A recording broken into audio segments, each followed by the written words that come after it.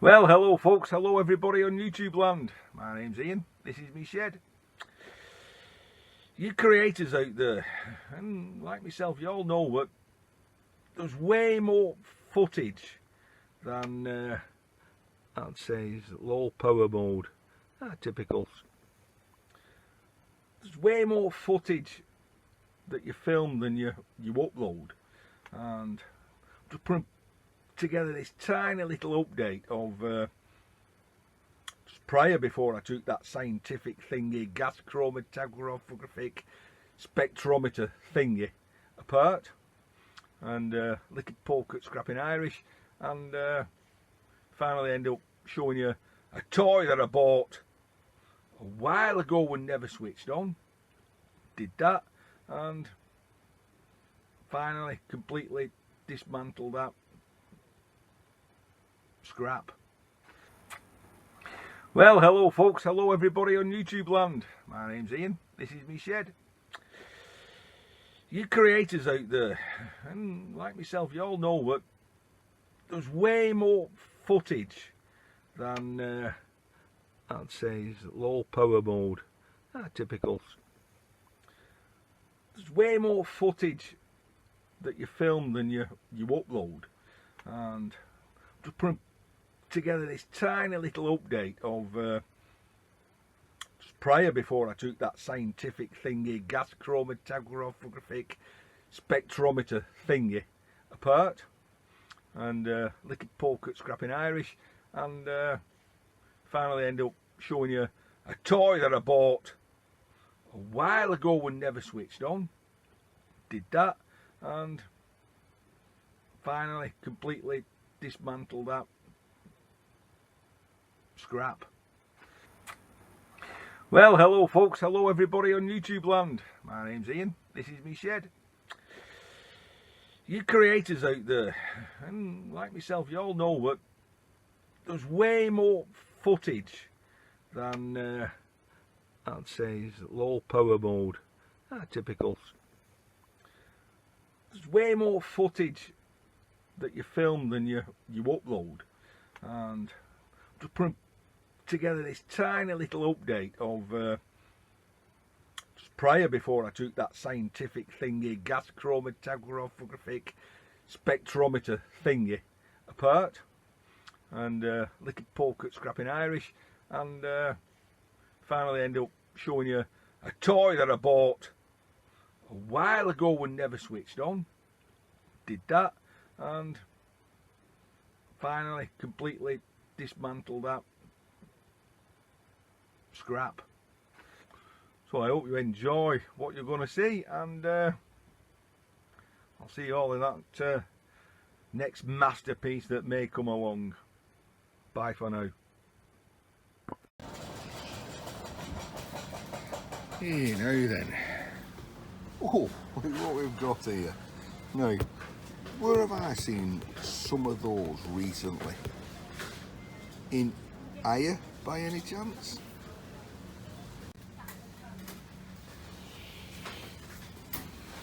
But you know which aisle we're going to end up now, don't we? The mince pie aisle. Well, we've already had some of those. We ain't touching those because we know they're cheap and they're nasty, to be honest. Almond sloe gin mince tarts, no. Salted caramel crumble mince pies, no. Six blood orange and crumble mince pies. With some gin, yes. Well, swirls.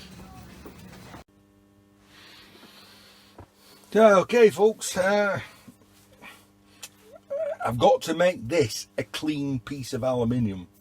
As I said, that's pressed in or screwed in. I tried to hammer it and it just snapped it off.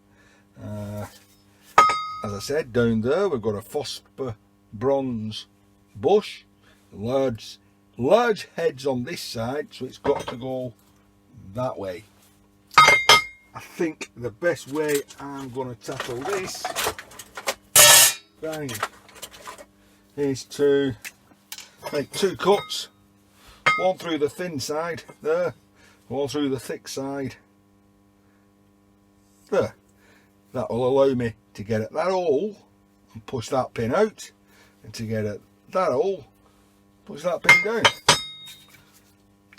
And it'll be clean. I've got a choice. I've got an hacksaw.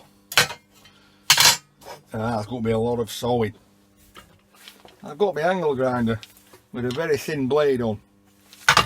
That's going to create a lot of aluminium dust, and I believe aluminium dust is not very conducive for your health.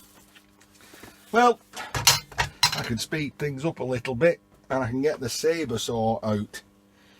That really is some big teeth there for that aluminium. However,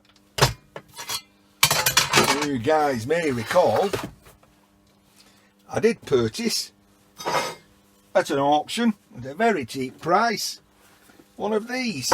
And the thing is, I've never yet actually switched it on, so I don't even know if it works. So I've plugged it in. So I think the best thing first is see if it works. Oh yeah. So that works, which I'm quite pleased about. I don't know what the blade's like. Well, it's enough to cut the glove. So set that up in the vise, get a little bit of lubrication, WD-40 or equivalent, and let's make those two cuts. We're going to go straight across there, bit of lubrication, and here we go for the first cut.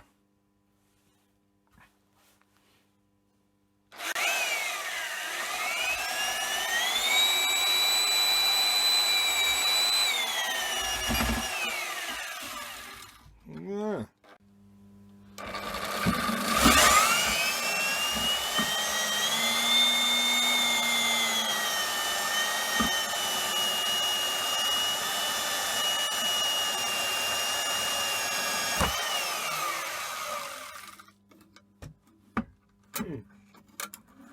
That was easy enough.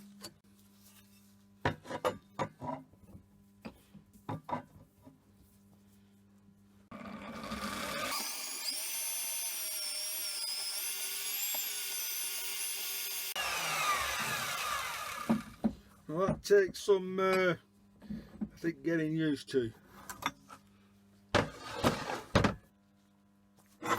But it certainly cut through it. That then gives me access to that bush and that hole. Right, I want to get that bush out, so I've had a route about and I found a little, I don't know, little something that's fit, a bit loose in the hole, but a little bigger than the diameter of the hole that's in it. Does that make sense? And there we go. One's phosphor bronze bush, commonly known I think as red brass, or it could be an oil light burring. I ain't certain. Oil light burring tends to be a bit more coarser because the oil is designed to permeate through the actual metal and keep whatever's inside lubricated. Anyway, we've got what we want, a tiny bit of brass. We've now got that pin. I'm going to put it on the trusty V block. Find a different kind of punch. Let me just swing you up there and focus in a bit. We've got a veritable collection, or as they would say, a veritable plethora. That's not, that one will do. I've zoomed back out so I'll give you people the opportunity to see when I actually hit my thumb. If I do it, actually do it that way, I'm going to hit my thumb here, aren't I? You just know I'm going to hit my thumb. Let's do it that way. I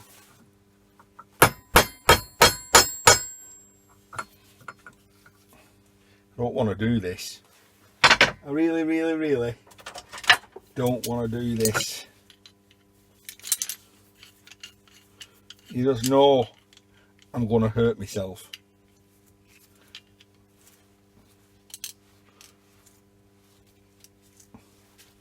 Ah, how about that? I can give it a good wallop now, can't I? Without hurting myself. There we go. And as I surmised, it was actually pressed in. You can see that.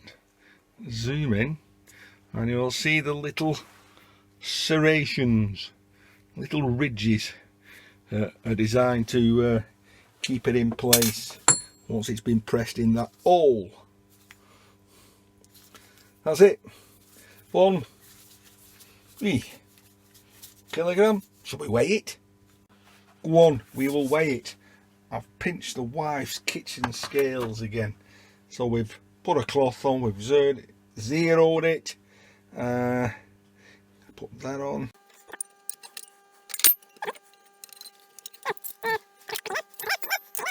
That bit in there, and that's all the aluminium. Oh, it's aluminium. It's like being in America. It's aluminium, and it's 1.68 kilograms, 1.7 kilograms, which in pounds is equivalent to, there we go, 3.77 pounds of aluminium. What did I say? What we're fetching for a high grade aluminium these days. To be honest, I don't really know. I'd like to think it's fetching £500 a tonne, but I'm a little out of touch with prices at the moment. I know all rolled is not worth anything, yeah, but £150 a tonne. But this is high grade. I may get more, I don't know. I'll do the stainless steel as well. Not that I'm going to weigh this in, because as I said, I'm going to keep these.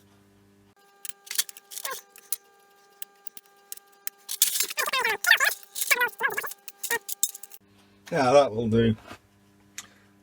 So, wow, 4 pounds of 4.6 pounds of stainless steel. It's 2.2 pounds to a kilos, so that should come just a smidgen over 2 kilos. I can hit that button underneath. That's ounces, and there we go, a smidgen over 2 kilos, almost 2.01 kilos. Stainless steel used to bring £1,000 a tonne, which was £1 a kilo, and if those prices are still accurate, then that there is £2 English. Less than £5 English in scrap for something which probably cost a fortune to make.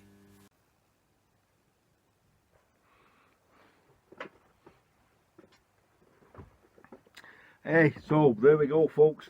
Teeny tiny update. Will this thing, which I bought for a bargain, I think I paid £50 English for that at an auction, and it come with about 5 spur blades as well. Will that become a must-have tool in the Take It Bits shop? I see lots of guys in Canada, the States, they use those all the times, albeit mostly cordless. We'll see. If you carry on following me, if I don't keep boring you to death with these videos, then the future will see if that becomes a must-have tool. So with a little nod to Scrapping Irish there for hopefully taking it in good humour about the tools in Aldi, and we'll carry on with some other projects, although over here, I may yet do another scientific thingy. Oh, how to take a flux capacitor apart. Look at that one now. That one is a beauty. Anyone want to do any research? It's a Thyssen. So that says there, made in Italy, Thyssen's Instruments. It actually even says what it is, a model A28 sampler. So I might actually Google that and see whether it is a flux capacitor or not.